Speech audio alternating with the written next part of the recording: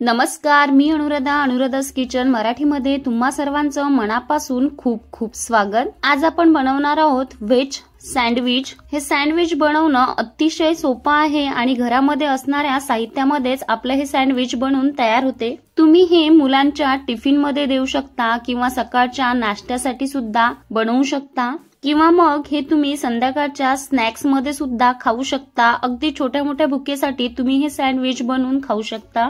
आणि विशेष म्हणजे आपण हे घरी बनवतोय त्यामुळे खूप कमी खर्चात हे बनवून तयार होते। अगदी 15 रुपयामध्ये हे सँडविच आपलं बनवून तयार होते। बाहेर गेलं तर 60 ते 70 रुपयाला एक सँडविच आपल्याला मिळतं। घरी जर बनवायचं असेल तर बनवण्यासाठी थोडीशी मेहनत आपल्याला इथे करावी लागते। तर हे सँडविच बनवण्यासाठी सुरुवातीला आपण हिरवी चटणी बनवून घेऊ। त्यासाठी मी इथे कोथिंबीर, पुदिना, हिरवी मिरची, लसूण आणि आलं घेतलं आहे। आता मिक्सरच्या भांड्यामध्ये कोथिंबीर टाकून घेऊ। कोथिंबीर मी इथे 1 मुठ्ठी घेतली आहे। त्यानंतर 1 मुठ्ठी पुदिना, 1 इंच आलं, 4 ते 5 लसूण पाकळ्या, 4 ते 5 हिरव्या मिरच्या। मिरच्यांचं प्रमाण तुम्ही तुमच्या आवडीप्रमाणे कमी जास्त करू शकता। अर्धा चमचा जिरं, चवीनुसार मीठ, थोडीशी साखर, 2 चमचे फुटाणा डाळ, त्यानंतर अर्ध्या लिंबाचा रस आणि 1 चमचा तेल टाकून घेऊ। म्हणजे चटणीचा रंग छान हिरवा बराच वेळ राहतो आणि चटणी खूप वेळ टिकते। डाळवं घातल्यामुळे आपण हे पाणी न टाकताच आधी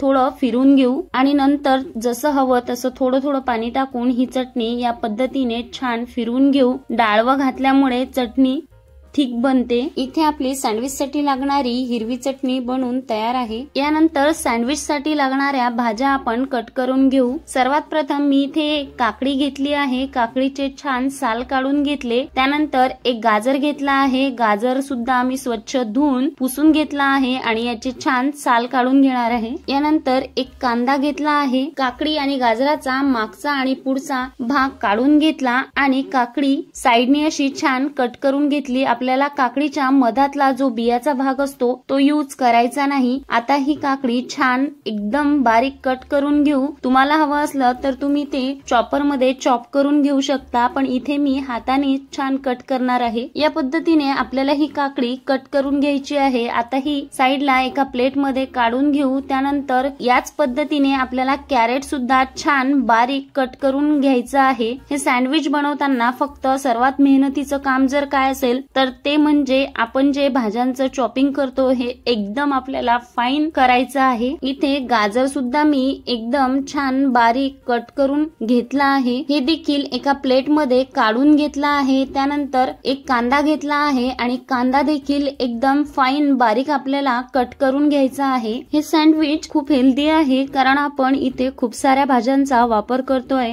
जर भाज्या कट करायच्या नसल्या तर अगदी 2 मिनिटात आपले हे सँडविच बनवून तयार होते। फक्त भाज्या कट करतानाच आपल्याला खूप वेळ लागतो। या ठिकाणी माझा कांदा देखील कापून तयार आहे। आता तो देखील साइडला ठेवून घेतला। त्यानंतर एक शिमला मिरची घेतली आहे आणि ती देखील एकदम फाईन बारीक कापून घेणार आहे। या ठिकाणी आपली शिमला मिरची देखील छान बारीक कापून तयार आहे। आता ही देखील एका प्लेट मध्ये काढून घेऊ। त्यानंतर एक मीडियम साईजचा टोमॅटो घेतला आहे। टोमॅटो आपल्याला साइडनी कट करायचा आहे। जो बियांचा भाग आहे तो आपल्याला या सँडविच मध्ये घ्यायचा नाही। अगदी साइडचा भाग आपण इथे बारीक फाईन कट करून घेणार आहोत। इथे आपलं टोमॅटो देखील छान कट करून तयार आहे। आता हे देखील एका प्लेट मध्ये काढून घेऊ आणि पुढची प्रोसेस बघू। एका भांड्यामध्ये मी फेटून घेतलेलं पाऊण वाटी दही घेतला आहे। नंतर त्यामध्ये बारीक चिरलेला कांदा, बारीक चिरलेली काकडी, बारीक चिरलेलं गाजर, शिमला मिरची, टोमॅटो टाकून घेतलं। सर्व भाज्यांचं प्रमाण तुम्ही तुमच्या आवडीप्रमाणे कमी जास्त करू शकता। मी इथे प्रत्येकी अर्धी वाटी भाज्या घेतल्या आहेत। त्यानंतर यामध्ये काळी मिरी पूड अर्धा चमचा, 1 चमचा चिली फ्लेक्स, चवीनुसार मीठ, थोडीशी कोथिंबीर, चाट मसाला पाव चमचा आणि खूप सारं चीज। आता हे छान असं मिक्स करून घेऊ। तसं तर मीठ घालायची गरज नाही, पण मी थोडंसं मीठ घातलं आहे। तुम्हाला हवं असेल तर तुम्ही घालू शकता।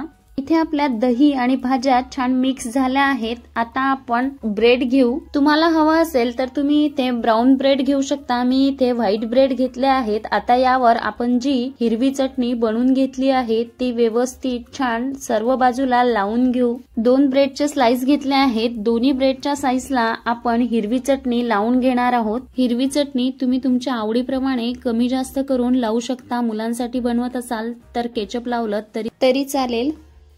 इथे दोन्ही स्लाइसला आपली हिरवी चटणी लावून झाली आहे। आता यावर तयार केलेलं मिश्रण व्यवस्थित छान पसरवून घेऊ। आता जे आपण मिश्रण बनवलंय ते यावर व्यवस्थित असं लावून घेणार आहोत। हे सँडविच बनवणं अतिशय सोपं आहे।